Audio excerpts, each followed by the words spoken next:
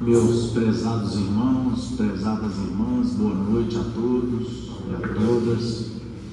Rogamos a todos os irmãos e irmãs que não se esqueçam de deixar os telefones celulares no modo silencioso, a fim de que não haja aí nenhuma intercorrência. Vamos iniciar os nossos estudos fazendo a nossa prece, elevando os nossos pensamentos a Jesus, nosso Mestre amado, agradecendo a oportunidade de nos encontrarmos aqui reunidos, em nome de Jesus, estudando a sua Boa Nova,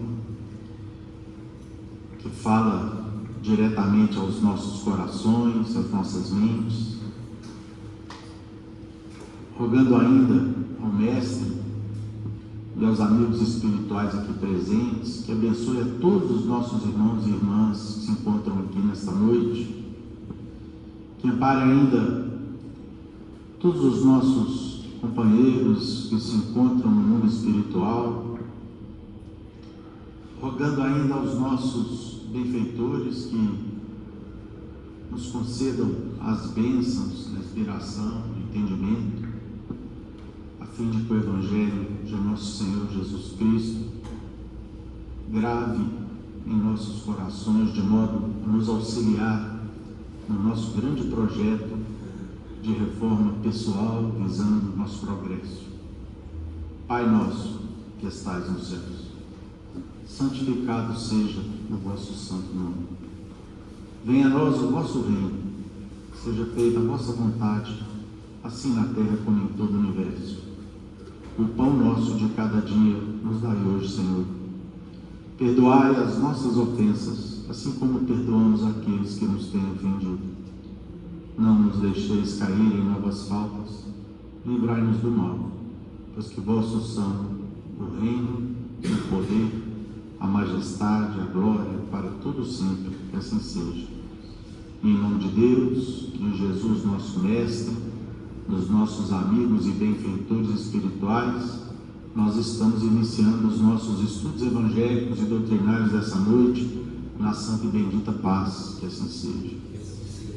No capítulo 2 do Evangelho segundo o Espiritismo, Meu reino não é deste mundo, nós temos hoje para estudar as instruções dos Espíritos, cujo título constante do item 8, uma realeza terrestre. Quem melhor do que eu pôde compreender a verdade dessas palavras de nosso Senhor? O meu reino não é deste mundo. O orgulho me perdeu na terra. Quem, pois, compreenderia o nenhum valor dos reinos da terra, se eu o não compreendia? Que trouxe eu comigo da minha realeza terrena? Nada, absolutamente nada. E como que para tornar mais terrível a lição, ela nem sequer me acompanhou até o túmulo. Rainha entre os homens, como rainha julguei que penetrasse o reino dos céus. Que desilusão, que humilhação, quando em vez de ser recebida aqui, qual soberana, vi acima de mim, mas muito acima, criaturas que eu julgava insignificantes e aos quais desprezava por não terem sangue nobre. Oh, como então compreendi a esterilidade, ou seja, a fraqueza, a pobreza das honras e grandezas que com tanta avidez se pedem insistentemente na terra. Para se granjear um lugar neste reino, são necessárias a abnegação, a humildade, a caridade em toda a sua celeste prática, a benevolência para com todos.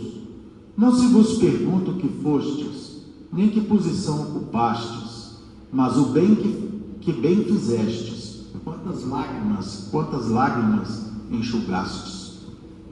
Ó Jesus, tu disseste, teu reino não é deste mundo, porque é preciso sofrer para chegar ao céu, de onde os degraus de um trono a ninguém aproximam.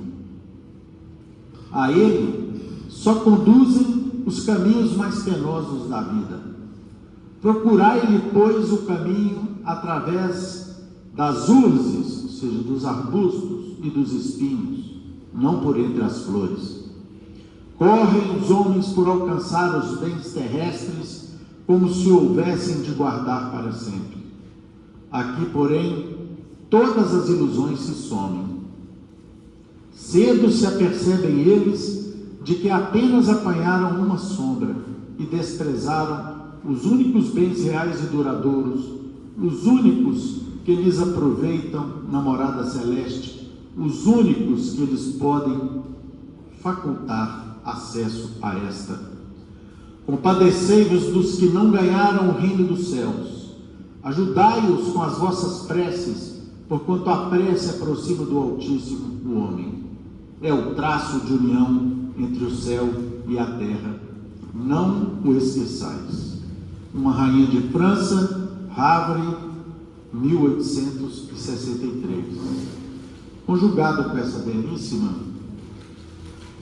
página, nós temos do capítulo 3º do Livro dos Espíritos, que inicia da volta do Espírito, extinta a vida corpórea, à vida espiritual. A alma após a morte, sua individualidade e vida eterna. Aí vem a questão 149.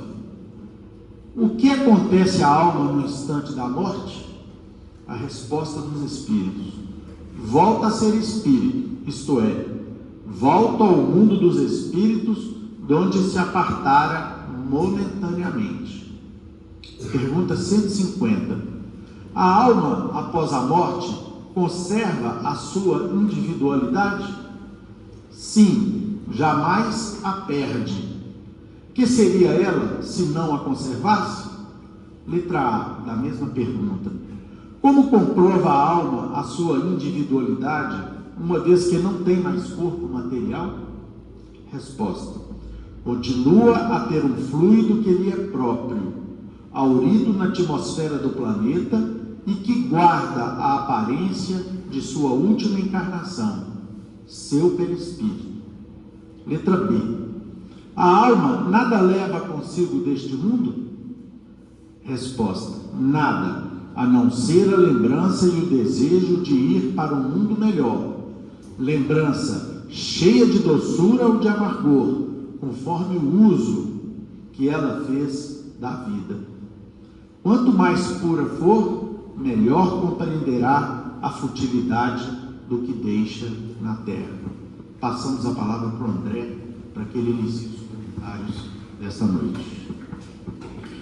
Meus queridos irmãos, boa noite a todos. Que Deus nos ampare, nos proteja e continue nos intuindo. Conforme a gente pôde ver, hoje o objeto de estudo da noite é o capítulo 2 do Evangelho segundo o Espiritismo e as questões 149 e 150 do Livro dos Espíritos.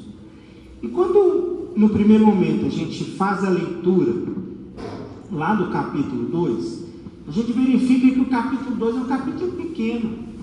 Ele possui apenas 8 itens, divididos aí em alguns subitens, em alguns subtítulos. E o capítulo, ele tem o nome Meu Reino Não É Desse Mundo. E faz menção a uma passagem do Evangelho do Seu João, do Evangelho do João, que Jesus viveu logo quando ele foi aprisionado, ele foi levado para Pilatos. E aí Pilatos, tendo entrado, aí a passagem é a seguinte: Pilatos, tendo entrado de novo no palácio e veio ver Jesus à sua presença, perguntou-lhe: és o rei dos judeus? Respondeu-lhe Jesus: meu reino não é deste mundo. Então eu vou fazer a leitura apenas dessa pequena passagem para a gente poder contextualizar. Em seguida, nós temos o subtítulo A Vida Futura, onde Kardec traz para a gente alguns ensinamentos sobre essas palavras de Jesus e a referência referência que Jesus faz à vida futura, que é a vida no plano espiritual.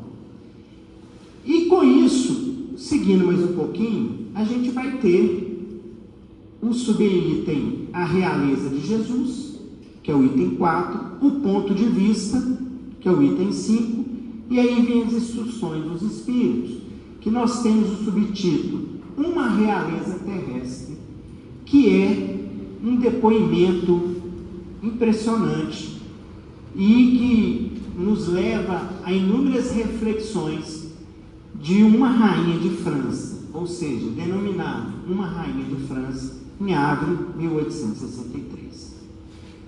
A partir do momento que a gente inicia os nossos estudos, a gente verifica que há mais de 2000 anos atrás, Jesus já falava sobre a vida futura. E que o Evangelho, segundo o Espiritismo, a doutrina espírita, a codificação espírita, por meio da sua codificação, tanto do Livro dos Espíritos, quanto do próprio Evangelho e de outros livros da codificação, traz para todos nós um significado e explica melhor essa questão. Porque imagine vocês, há mais de 2000 anos atrás, Jesus comentando isso com Pilatos. O próprio povo hebreu tinha dificuldade de entender essa questão. Ele falava dessa maneira com seus apóstolos, seus discípulos, e eles também não compreendiam que reino é esse. Até porque eles acreditavam, o povo hebreu, que o Messias viria para poder libertar aquele povo hebreu, para poder exaltar aquele povo hebreu, e que ele viria com inúmeros guerreiros para fazer com que aquele povo hebreu ele se exaltasse na humanidade. E na verdade Jesus não tinha esse objetivo. Na verdade Jesus queria mostrar algo novo. Na verdade Jesus queria trazer e lançar para a humanidade uma boa nova, que é o seu Evangelho. Jesus não escreveu uma palavra sequer. Jesus ele trouxe através dos seus ensinamentos, através das suas histórias, através do seu dia a dia, trazendo situações existentes no dia a dia daquele povo, para que eles pudessem compreender. E o mais interessante, não escrevendo uma palavra sequer, Jesus é falado até hoje. Ele é lembrado até hoje, por conta de tudo que ele viveu e deixou para todos nós. O ápice da sua demonstração de amor foi a sua crucificação, onde, diante daquela situação terrível que ele estava vivendo ali, simplesmente ainda pediu que nos perdoássemos, porque nós sabíamos o que estava fazendo. E preocupado, segundo o livro Boa Nova, Humberto de Campos, com Judas, pedindo para que fosse auxiliar Judas, porque ele viu que Judas estava desesperado e que poderia fazer alguma bobagem como fez.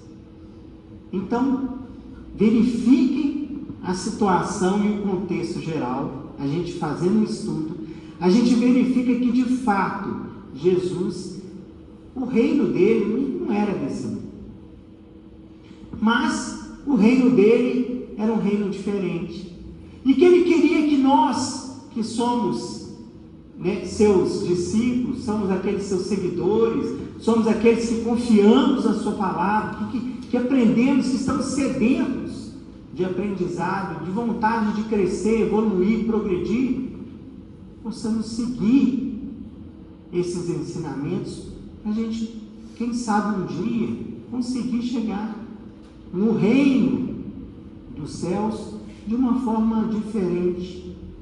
E aí a gente começa a entender e verificar o seguinte, que na verdade a nossa verdadeira vida não é aqui na terra. A nossa verdadeira vida é lá no plano espiritual. E que aqui é passageiro. E que aqui é uma oportunidade que nós temos para poder progredir, para poder pagar com amor aquilo que fizemos com dor um dia, para que a gente possa lutar contra os nossos defeitos. Todo mundo aqui conhece onde o calo dói, todo mundo sabe onde tem aquele defeito. E a partir de então, quando tocamos e fazemos a reflexão sobre isso, e procuramos dia após dia seguir esses ensinamentos de Jesus, a gente já está no caminho da nossa transformação e quem sabe, ao regressarmos ao mundo espiritual, estaremos com a consciência tranquila do dever cumprido, de pelo menos ter feito parte daquilo que a gente combinou lá, quando voltamos, pedimos para reencarnar, pedimos oportunidade para reencarnar, e aí com isso estaremos na prestação de contas, pelo menos demonstrando que praticamos algo aqui na Terra e fizemos algo diferente, algo melhor. E como a gente tem certeza disso? Através da doutrina. Se a gente for analisar, essa passagem que foi um depoimento da rainha de França, ela cala profundamente os nossos corações e faz a gente pensar sobre como nós estamos vivendo aqui na Terra, como nós estamos aproveitando a nossa oportunidade dessa reencarnação. Será que estamos fazendo diferente? Será que nós estamos aproveitando a oportunidade, procurando realizar a nossa reforma íntima? Será que nós estamos estacionando? E aí essa lição, ela mostra que os nossos títulos, os valores que nós temos nas contas, as nossas propriedades, nada disso vale na vida futura. E na verdade o que vale são as nossas virtudes, aquilo que deixamos de bom. E aí a gente faz uma outra pergunta: como nós queremos ser lembrados? Como que nós seremos lembrados? Como gostaríamos de ser lembrados quando da nossa passagem? E aí, será que realmente eu vou ser uma pessoa que eu vou ser lembrado de uma forma positiva ou de uma forma negativa? Não adianta, pessoal. Independente da forma como nós estamos vivendo a nossa vida, chegando lá em cima, a cortina vai se abrir. E aí nós vamos perceber realmente quem fomos. E muitas vezes pode vir a dor da consciência, do desespero, da agonia, vai bater aquela dor do arrependimento, de ter deixado passar o tempo. E aí? Como vamos lidar com isso? Foi o que aconteceu com a rainha de França. Quando ela falou que ela tinha uma compreensão diferente da vida. Ela achava: olha, eu sou rainha, quando eu morrer eu vou ser recebida como rainha. E, na verdade, nada disso aconteceu. E ela coloca: que desilusão, que humilhação, quando ela percebeu que aqueles que eram pequenos aqui na terra eram grandes lá no mundo espiritual, e que na verdade ela era mais uma pecadora que não aproveitou a oportunidade e que viveu muitas vezes de aparências e esqueceu de fazer o bem. E quando ela pensou em fazer, já era tarde, já não tinha como. E ela ainda coloca: para se granjear um lugar neste reino, são necessários abnegação, humildade, a caridade em toda a sua celeste prática, a benevolência para com todos. Primeira coisa, a abnegação. A partir do momento que somos pessoas abnegadas, pessoas que vivemos procurando fazer o nosso melhor e praticar sempre o nosso melhor, que não desistimos, que estamos ali lutando contra os nossos defeitos, que temos coragem de transformar a nossa vida e que acreditamos que de fato esse é o caminho para que possamos chegar lá no plano espiritual de uma forma diferente. A humildade também. As posses, os títulos, eles não valem nada. Ninguém é melhor do que ninguém. Todos nós somos irmãos. Todos nós somos filhos de Deus. Independente de qualquer situação que nós vivemos aqui na terra, por que não tratar o outro com empatia? Por que não tratar o outro com carinho, com respeito? Por que não procurar sermos pessoas que combatemos com a vaidade, com o orgulho? A humildade, ela vai fazer com que possamos progredir na nossa vida.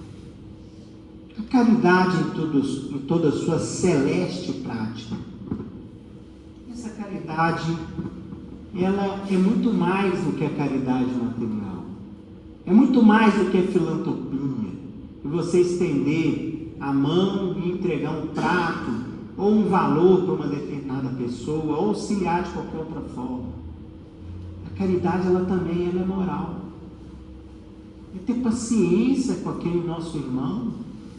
É procurar dentro da nossa casa, onde nós temos a dificuldade, muitas vezes, de conviver com pessoas difíceis, que são aqueles credores do passado, é silenciar diante disso, é dar nosso exemplo, é procurar fazer o bem para aquelas pessoas, é não responder o mal com o mal, é auxiliar numa oração, numa prece, é dar um abraço para aquele que precisa, é simplesmente escutar um desabafo. Essa é a caridade moral, é doar o nosso tempo e nosso amor para aquele que precisa, é adiantar, é antecipar ao sofrimento e não esperar que as pessoas venham pedir, implorar e se humilhar. É fazer a caridade silenciosamente, sem postar nas redes sociais que está fazendo caridade, ou simplesmente fazer barulho que está ajudando o próximo. Nós não precisamos disso. Essa é a caridade verdadeiramente celeste praticada. E a benevolência? A benevolência é ser homens e mulheres de bem. É verdadeiramente fazer o bem. É tão bom a gente conviver com pessoas que acrescentam na nossa vida. É tão bom sermos taxados como pessoas que sempre ombreiam junto com as outras diante das dificuldades.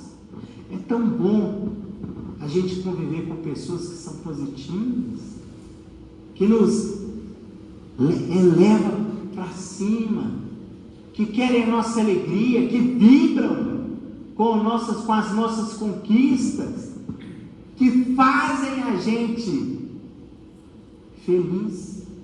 É tão bom a gente conviver com pessoas que de fato praticam a benevolência sem esperar sequer nada em troca, pelo simples ato de praticar, sem esperar gratidão. E nós temos que praticar a benevolência, temos que colocar e realizar a caridade sem esperar gratidão. E mesmo que, diante do nosso ato, as pessoas ainda forem gratas, temos que simplesmente perdoar, entender e ter a consciência que fizemos o nosso melhor e que cumprimos o nosso dever. A partir de então, diante de tudo isso, segundo o depoimento de uma rainha de França, nós estaremos no caminho para poder, chegando lá no mundo espiritual, na vida futura, estaremos numa situação melhor. Por quê? Porque lutamos dia após dia contra os nossos defeitos. No primeiro momento, reconhecemos as nossas faltas. Fomos humildes de entender que somos imperfeitos, que precisamos melhorar.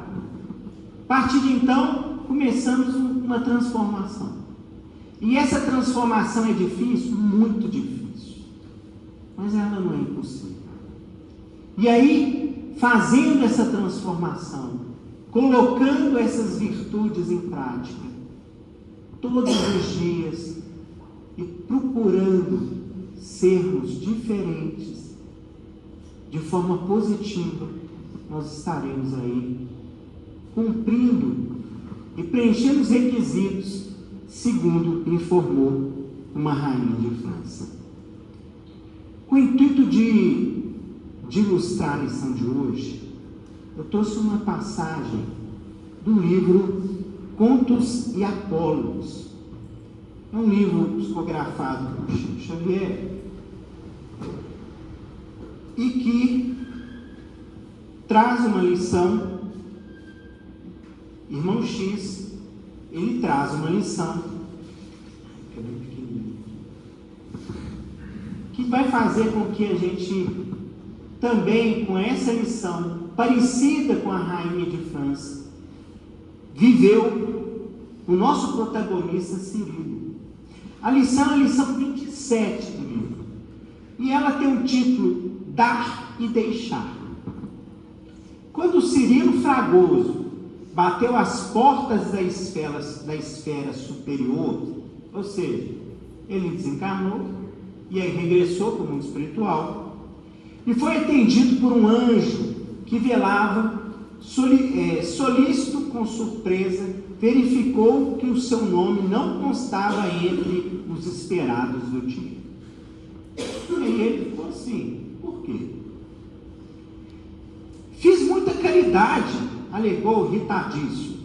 Doei quanto pude, protegi os pobres e os doentes, amparei as viúvas e os órfãos. Quanto fiz lhe pertence. Oh, Deus, onde a esperança dos que se entregaram às promessas do Cristo? Ou seja, ele chegou lá, viu que ele não estava relacionado, e aí ficou bravo. E começou a reclamar. Eu fiz a bondade, fiz caridade, fiz o bem, não é possível. Onde que está essa esperança? Eu fiz aquilo que Cristo determinou.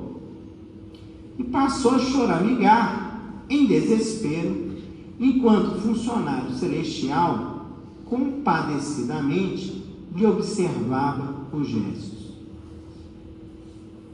Fragoso traduzia o próprio pesar com a boca. No entanto, a consciência, como que instalava agora em seus ouvidos, instava com ele a recordar.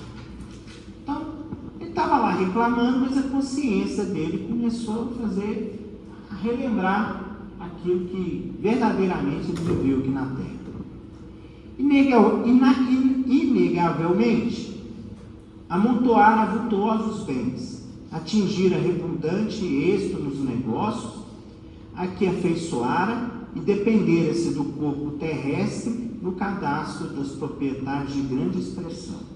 Não conseguira visitar pessoalmente os necessitados, porque o tempo lhe minguava cada dia na laboriosa tarefa de preservação da própria fortuna. Jamais obtivera folgas para ouvir um indigente, nunca pudera dispensar um minuto às mulheres infelizes que lhe recorriam à casa. Entretanto, prevendo a morte que as avizinhava, inflexível, organizara generoso testamento. E assim, agindo à pressa, não se esquecera das instituições piedosas das quais possuía vago conhecimento, inclusive as que lhe pretendia criar. Por isso, em 4 dias, dotara-se todas com expressivos recursos, encomendando-lhes as preces. Não se desfizera, pois, de tudo para exercer o auxílio do próximo? Não teria sido, porém, mais aconselhável praticar a beneficência antes das atribuladas viagens para o túmulo? Notando que o coração e a consciência duelavam dentro dele, rogou a entidade angélica tomasse em consideração a legitimidade das suas demonstrações de virtude, reafirmando que a caridade por ele efetuada deveria ser passaporte justo ao acesso ao paraíso. O benfeitor espiritual declarou respeitar-lhe os argumentos, informando, porém, que só mediante provas tangíveis advogar-lhe-á a causa junto aos poderes celestes. Trouxesse Fragoso a documentação positiva daquilo que verbalmente apontava a defender a entrada na vida eterna, Cirilo deu-se pressa em voltar à terra e, aflito, extraiu as notas mais importantes com referência aos legados que fizera as associações que auxiliou, presentes e futuras, nas derradeiras horas do corpo, e retornou à presença do amigo espiritual, diante de quem leu em voz firme e confiante. Para os velhinhos de diversos refúgios, deixei 400.000 cruzeiros. Para os doentes de várias agremiações, deixei 800.000 cruzeiros. Para as instalações de um hospital de câncer, deixei 600.000 cruzeiros.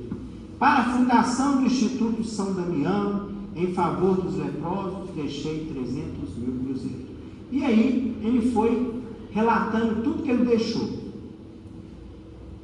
Irmãos, o meu testamenteiro deixei de modo a importância total de 3.800.000 cruzeiros para a realização da boa obra.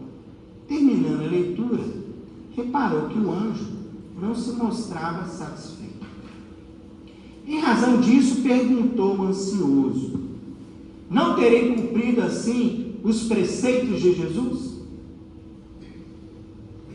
O interpelado, porém, aclarou triste: Fragoso, é preciso pensar segundo o Evangelho. Bem-aventurado é aquele que dá com alegria.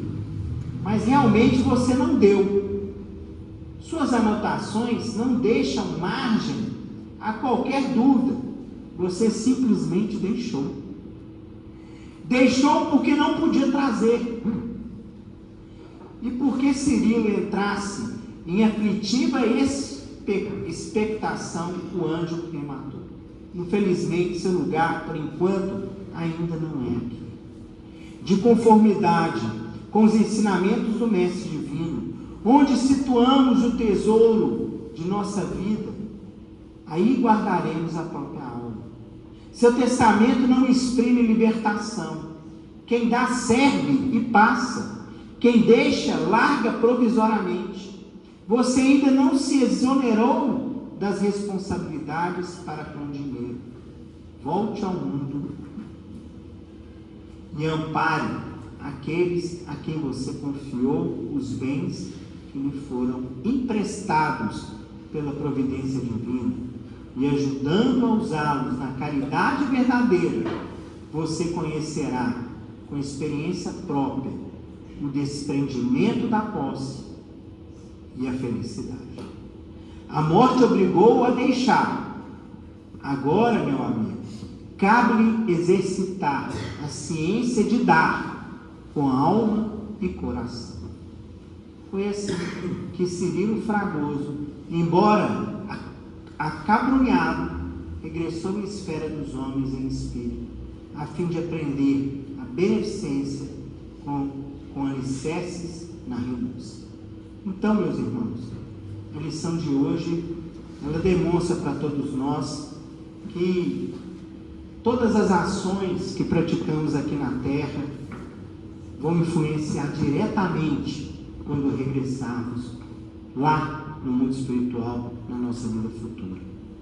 Que possamos, diante dessas reflexões, utilizar como alicerce os ensinamentos de Jesus, que nos ensinou que Ele, de fato, seria o caminho, a verdade e a vida. Que Deus nos ampare, nos proteja. Muito obrigado a todos.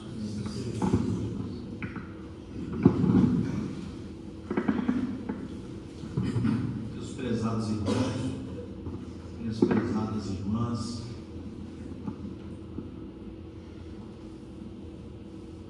a Bíblia,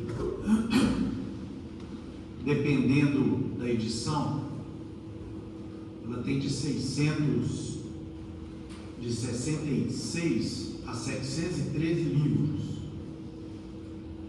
e conta-nos as tradições judaicas que existiam dois grandes rabinos aproximadamente 100 anos antes da vinda de Jesus, que era o rabino Hilel e o rabino Shammai.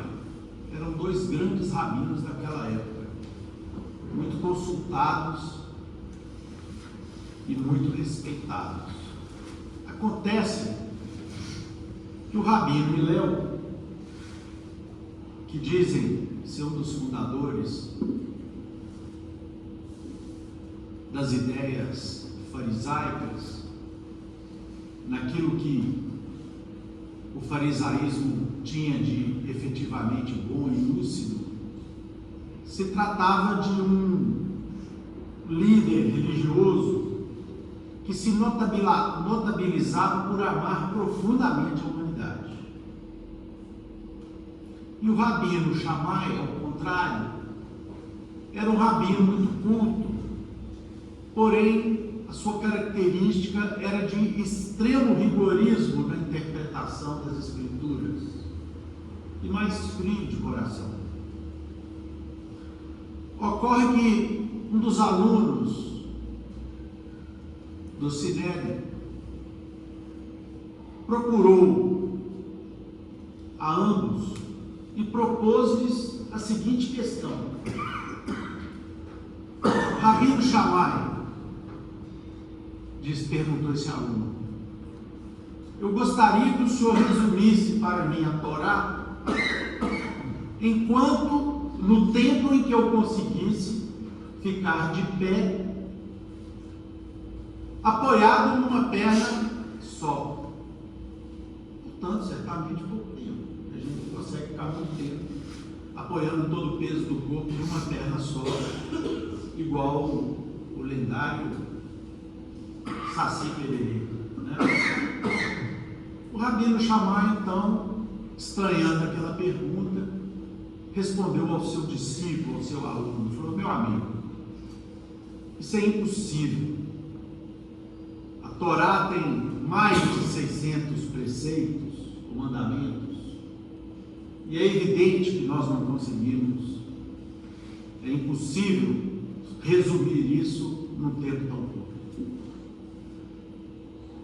O mesmo aluno procurou o rabino Hilel e propôs-lhe o mesmo desafio, que o rabino Hilel lhe resumisse a Torá no tempo em que aquele aluno conseguisse ficar em pé, suportado numa perna apenas.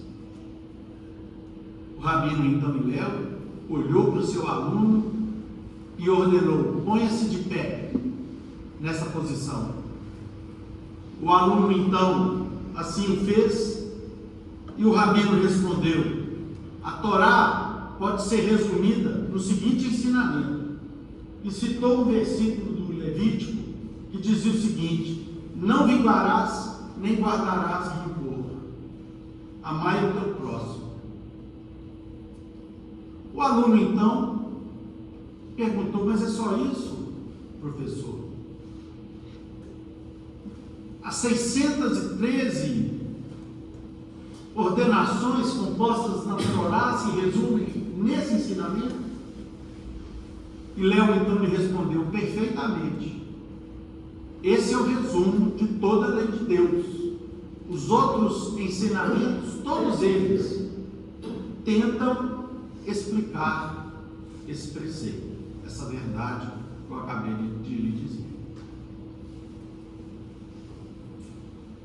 Lembramos desse fato, meus prezados irmãos, para tentarmos aqui então compreender que o Senhor Jesus veio até nós para transformar em lei definitiva e em revelação suprema o amor. Esse foi o grande objetivo da vinda de Jesus aqui entre nós. E para compreender esse amor que Jesus veio ensinar num tempo tão primitivo, em que o próprio povo do judeu sequer tinha liberdade, porque era constrangido pelo jugo do Império Romano, e o judeu, então, simples do povo, que era a grande maioria, para piorar, era constrangido por 3 categorias de pessoas e instituições: por Roma, por Herodes e pelo Sinédrio, que era uma espécie de tribunal, e religião, que a todos submetia. E por causa disso, e foi nesse tempo e nessas circunstâncias que Jesus veio então ensinar a lei do amor. Agora, evidentemente que compreender aquela lei, ou esse ensino, ou melhor ainda, compreender essa verdadeira revelação de maneira absolutamente prioritária na vida da humanidade, era preciso que Jesus legasse à humanidade que, para compreendermos o amor divino que ele veio nos ensinar e dar exemplo, era fundamental compreendermos através de uma ferramenta básica que se constituiu no ensinamento a respeito da vida futura. Os seus discípulos, se todos aqui vão recordar, que mesmo acompanhando Jesus durante 3 anos, eles tiveram muita dificuldade para compreender aquele reino que Jesus anunciava. Judas sequer compreendeu. Ele imaginou que, ao ver o Cristo promovendo tantas ações superiores, fazendo os aleijados andarem, os cegos enxergarem, ressuscitando os mortos, caminhando sobre as águas, deixando absolutamente sem ação e sem palavras todos aqueles doutores da lei que vinham questioná-lo, mostrando uma bondade superior que ninguém até então havia trazido aqui na terra, uma presença, gerando uma atmosfera absolutamente diferente de tudo que podia existir no mundo, porque as pessoas que se aproximavam do Cristo ficavam paralisadas, maravilhadas com a atmosfera que havia daquele ser superior Mas ainda assim eles não compreenderam com a profundidade necessária para inclusive serem firmes no momento crucial da crucificação do Cristo. Todos, exceto João, que ficou ali ao lado de sua mãe, Maria, fugiram apavorados, vencidos que foram pela influência do mundo, daquele mundo que Jesus encontrou quando veio aqui nos trazer a revelação do amor. O discípulo mais experiente de todos eles, ao qual Jesus confiou a sua igreja, que foi Pedro, o negou 3 vezes. Foi questionado 3 vezes se ele era seguidor do Cristo, e ele negou que fosse, negou que o conhecesse e negou que o admirasse. Foi preciso então, meus irmãos, que o Cristo demonstrasse de maneira muito clara sua sobrevivência da morte, voltasse aos seus discípulos queridos, demonstrasse a sua vitória sobre a exterminação física a qual ele foi submetido, e ficasse com eles durante 40 dias, ensinando-lhes, expondo os detalhes ou as estratégias que eles iriam utilizar para a fundação e continuidade da sua boa nova aqui na terra. Quando os discípulos então compreenderam a sobrevivência da vida sobre a morte, aí eles se encheram de força. Ou seja, o amor, para poder ser compreendido, precisa estar fulcrado numa noção de infinitude. Porque se não for assim, se nós não tivermos a noção da vida futura, nós faríamos ao Cristo a mesma pergunta que Pôncio Pilatos fez: você é rei? E Jesus respondeu para ele: tu dizes, mas meu reino não é desse mundo. Porque se fosse desse mundo, os meus seguidores não permitiriam que isso que está acontecendo me acontecesse. Ou seja, no momento em que os discípulos tiveram a convicção de que não existe a morte, de que a morte é um mero fenômeno de transição física para um outro plano, quando eles descobriram finalmente qual era aquele reino que o mestre anunciava e que eles não conseguiam compreender ainda muito bem, aí então todos deram a vida por esse reino. E não só eles, centenas de milhares de cristãos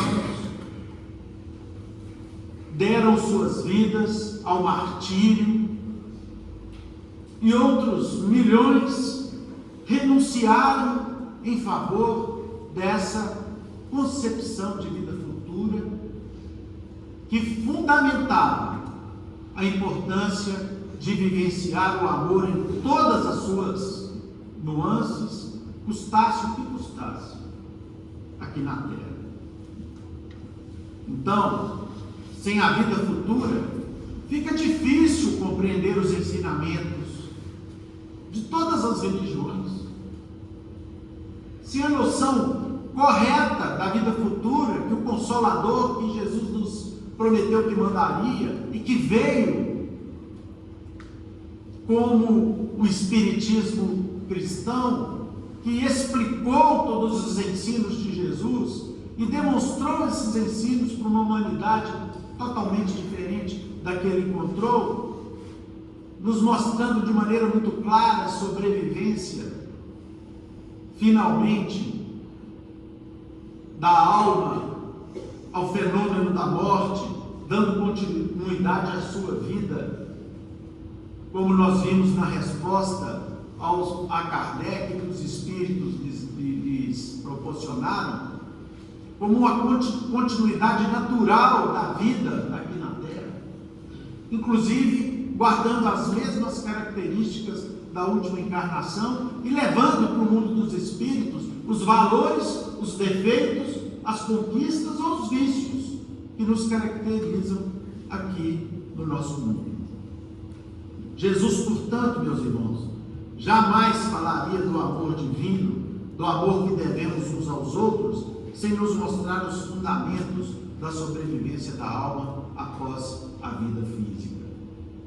E ele disse isso muito claramente, inclusive para um dos doutores da lei, que era considerado o professor dos professores, que foi o rabino Nicodemos, que não entendeu a reencarnação.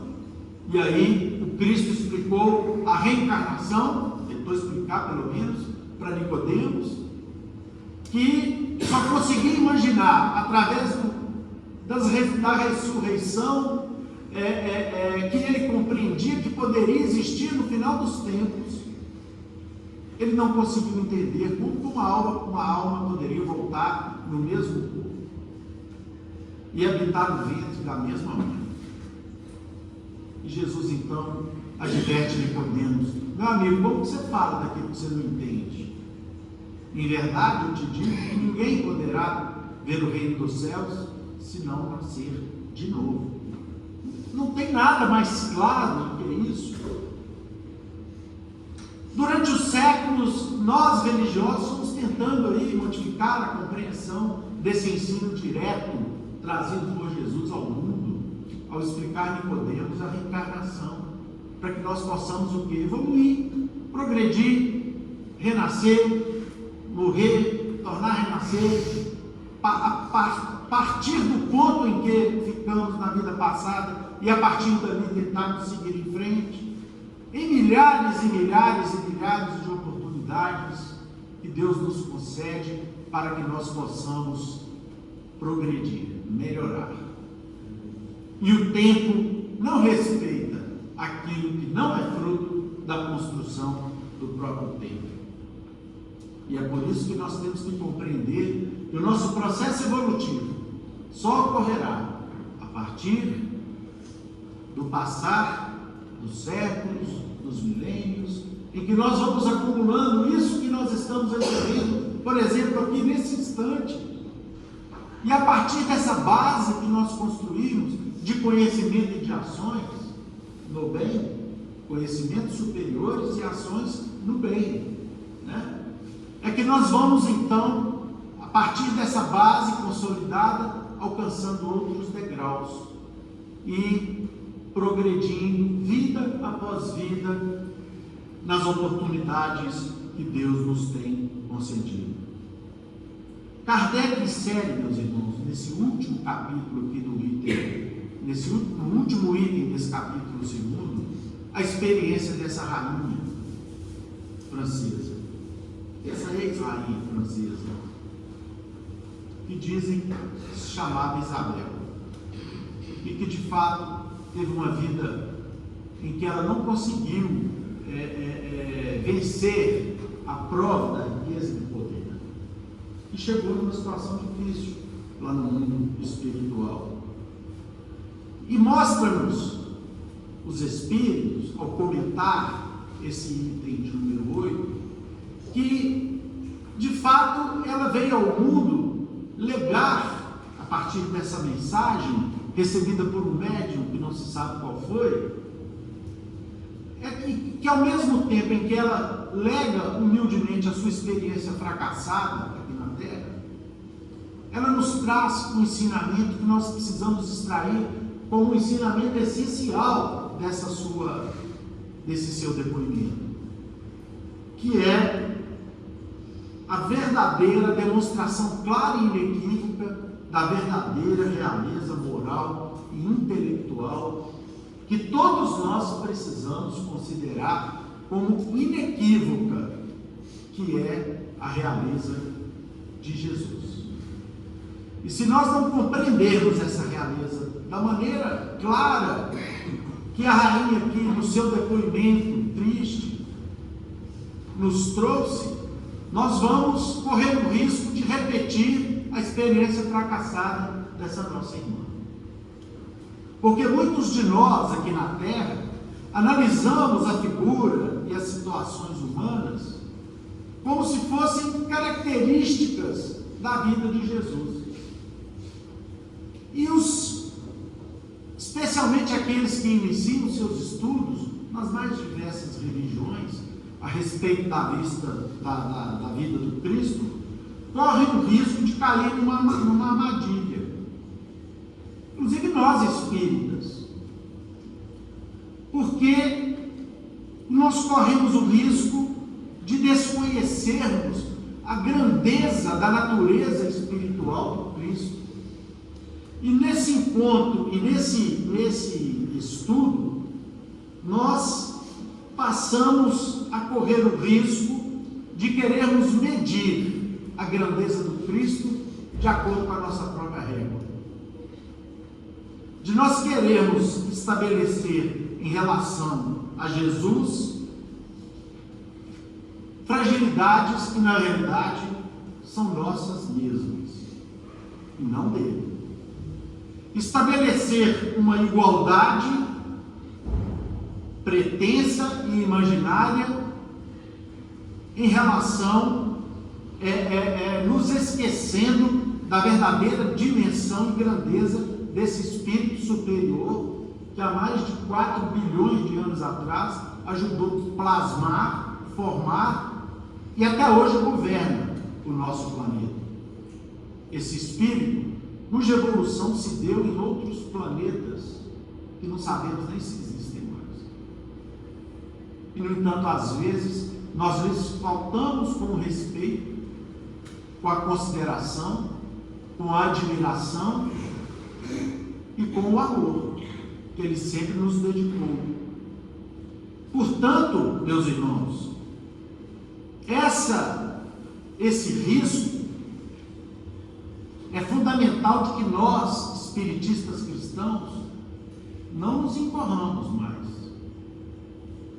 É fundamental que nós entendamos definitivamente que Jesus precisa presidir as suas ideias, os seus exemplos, o seu evangelho, a sua boa nova, precisam estar presentes em cada reflexão que nós fazemos nos nossos estudos, no nosso caso, nessa casa abençoada, há quase um século, o Mestre, através de mãos abnegadas, plasmou aqui na Terra. É preciso, meus irmãos, que nós não pensemos em reinventar a roda evangélica. Ela já está inventada. E nós, então, infelizmente, ainda presenciamos irmãos e irmãs que se dizem espíritas irem, às vezes, para as redes sociais ou comentarem de uma maneira desavisada, demonstrando uma falsa e equivocada preocupação de que os centros espíritas estejam esvaziando, de que os centros espíritas estejam perdendo a participação das criaturas humanas, como se essa fosse efetivamente, ou devesse ser, a preocupação dos centros espíritas sérios e dos espíritas verdadeiramente identificados com o ideário do Cristo, chegando ao ponto de dizer que determinadas reuniões perderam ou estão perdendo o seu encanto porque não se atualizaram. De que os centros espíritas se limitam a estudar o Evangelho, ou o Livro dos Espíritos, não trazendo outros atrativos, entre aspas, para os seus participantes, aqueles que se aproximam das casas espíritas. A esses irmãos, repito, desavisados e que imaginam que Jesus, ainda que nas entrelinhas, ou ainda que subrepticiamente ou inconscientemente, imaginam que o Cristo esteja desatualizado, nós vamos relembrar do livro Estante da Vida a resposta que o nosso irmão maior, Bezerra de Menezes, um dos mais iluminados apóstolos de Jesus, que vieram na contemporaneidade auxiliar o Espiritismo na Terra, sendo o protagonista, um dos protagonistas principais da união dos espíritas em nosso país, fazendo com que o Espiritismo conseguisse vencer os enganos e os equívocos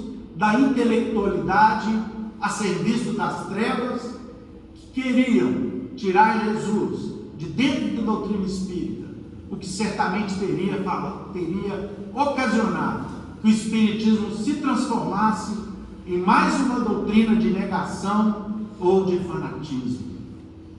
A esses, relembremos a lição em que Dr. Adolfo Bezerra de Menezes orientava no Rio de Janeiro uma reunião de estudos espíritas com a palavra livre para todos os circunstantes, quando, após comentários diversos, perguntou se mais alguém desejava expressar-se nos temas da noite. Foi então que renomado materialista, amigo pessoal seu, lhe dirigiu veemente provocação: Bezerra, continuo ateu, e não somente por meus colegas, mas também por mim, venho desafiá-lo a um debate público, a fim de provarmos a inexpugnabilidade, ou seja, a difícil vitória do Espiritismo sobre o materialismo, e previno a você que o materialismo já levantou uma extensa lista de médiuns fraudulentos, dos chamados sensitivos que reconheceram seus próprios enganos e desertaram das fileiras espíritas, dos que alargaram em tempo o suposto desenvolvimento das forças psíquicas e fizeram declarações quanto às mentiras piedosas de que se viram envoltos, dos ilusionistas que operam em nome de poderes imaginários da mente. E com essa relação, Bezerra, apresentaremos outro rol de nomes que o materialismo já reuniu: dos experimentadores que demonstraram a inexistência da comunicação com os mortos, dos sábios que não puderam verificar as fictícias ocorrências da mediunidade, dos observadores desencantados de qualquer testemunho da sobrevivência e dos estudiosos enganados por vastas súcias, ou seja, por vasto bando de espertalhões. Esperamos que você e os espíritas aceitem o reto, ou seja, o desafio.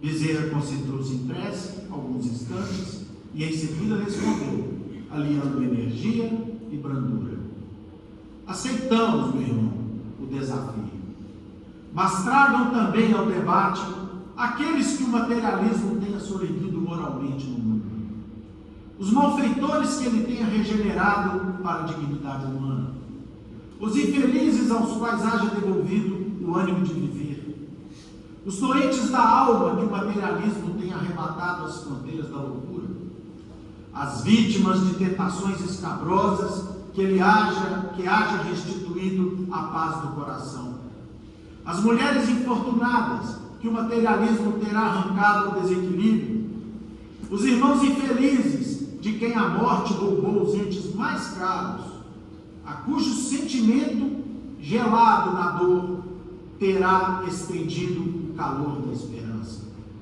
as viúvas e os órfãos cujas energias o materialismo terá escorado para não desfalecerem de saudade ante as cinzas do túmulo, os caluniados aos quais terá ensinado o perdão das afrontas, os que foram prejudicados por atos de selvageria social mascarados de ilegalidade a quem haverá proporcionado sustentação para que esqueçam os ultrajes recebidos.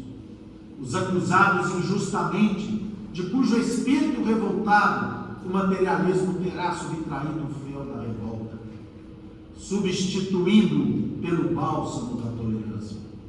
Os companheiros da humanidade que vieram do berço cegos ou mutilados, enfermos ou paralíticos, aos quais terá tranquilizado com princípios de justiça, para que aceitem pacificamente o guião de lágrimas que o mundo lhes reservou.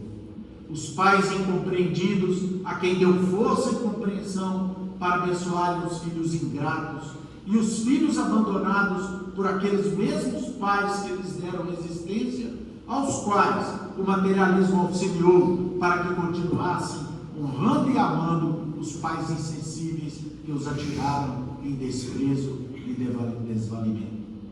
Os tristes, que agem imunizados contra o suicídio, os que foram perseguidos sem causa aparente, cujo pranto terá enxugado nas noites longas de solidão e vigília, afastando-os da vingança e da criminalidade. Os caídos de todas as procedências, a cujo martírio tenha ofertado apoio para que se levantem. Nesse ponto da resposta, o velho lidador fez uma pausa, limpou as lágrimas que lhe deslizavam no rosto e concluiu: ah, meu amigo, se vocês puderem trazer um só dos desventurados do mundo, a quem o materialismo terá dado socorro moral para que se liberte do cipoal do sofrimento, nós, os espíritas, aceitaremos o resto. Profundo silêncio caiu na pequena assembleia. E porque o autor da proposição baixasse a cabeça, Bezerra em prece, comovente, agradeceu a Deus as bênçãos da fé e encerrou a sessão. Meus irmãos, queridos irmãos, peçamos a Deus, com a força dos nossos sentimentos e das nossas convicções, que nós jamais afastemos Jesus da nossa casa espírita. Que as nossas convicções, nem de longe, desejem afastar um minuto sequer dos nossos comentários, os ensinos e a influência do nosso Senhor Jesus Cristo. Porque se nós estamos aqui hoje, podendo estudar o Evangelho à luz da doutrina espírita, foi porque um dia, nesta ou em outras encarnações, certamente nós fomos resgatados dos cipoais das sombras e das nossas derrotas morais por uma palavra amiga e benfazeja de alguém que, em nome de Jesus, foi nos resgatar. Que Jesus nos abençoe.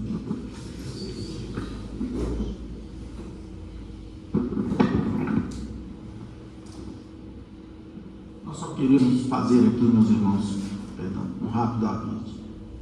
Após a nossa reunião, como toda terça e todo sábado, nós fazemos aqui a reunião para a aplicação dos passes. E nessa oportunidade formamos uma fila aqui no salão e nós temos observado que tem ocorrido um ruído, um barulho próprio do bate-papo, da conversa dos irmãos no momento da aplicação dos passes. E o barulho excessivo, como nós sabemos, ele dificulta, seja para os nossos irmãos que estão ali concentrados, promovendo os passes, seja para os nossos amigos espirituais que precisam transmitir as energias necessárias, muitas vezes, para as curas que se operam aqui nessa casa. Este que vos está falando aqui nesse momento, com certeza foi curado aqui nessa casa, numa das sessões do nosso passe.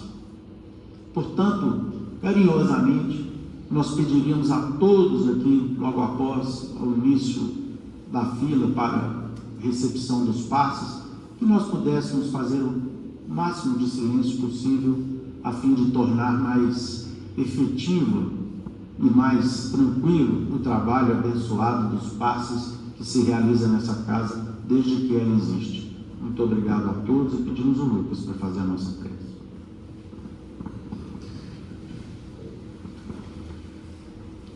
Querido Mestre Jesus, ao encerrarmos o estudo dessa noite, após as lições e comentários em torno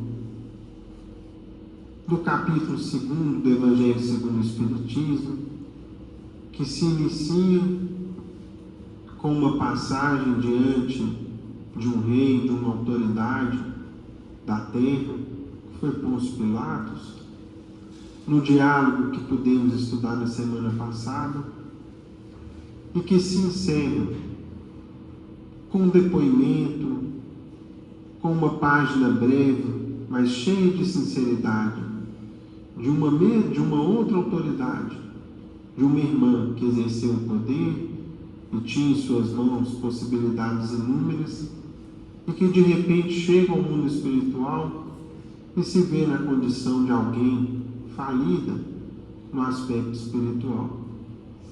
Quantas lições, mestre, podemos retirar, refletir em torno desses episódios e de tantos outros contidos nesse capítulo, que deixam claro para todos nós a brevidade da vida, a eternidade da vida da alma, do espírito, e como que nessa vida verdadeira refletem-se diretamente a nossa conduta, o nosso esforço na prática do bem, o nosso esforço no combate às nossas imperfeições e limitações. Tudo isso nos traz um resultado direto de paz, de alegria, de tranquilidade de consciência, mesmo, mestre, que esse dever ainda não seja plenamente cumprido, o que ainda é algo distante, dada a nossa imperfeição. Por isso, querido amigo, nós lhe agradecemos a bênção que o teu Evangelho, mestre, representa na vida de todos nós, pois a cada oportunidade de estudo, uma lição nos é trazida, nos é reforçada, nos é ampliada em seu entendimento, e aos poucos vai criando raízes, vai estabelecendo força dentro da nossa alma, nos prevenindo e nos ajudando no dia a dia, para agirmos, mestre, em conformidade com aquilo que o Senhor espera de nós. Nós lhe rogamos, querido amigo, nesse instante, traga-nos bênçãos de paz, de saúde, que o Senhor nesse instante possa, através de nossos irmãos maiores aqui presentes, o nosso querido Paulo de Tarso, patrono de nossa casa, trazer-nos o amparo, a proteção, o bálsamo, o consolo, a cura, a assistência, o alívio, bem como a esperança, a fé, a certeza da presença de nosso Pai e de suas leis magnânimas e perfeitas na vida de todos nós.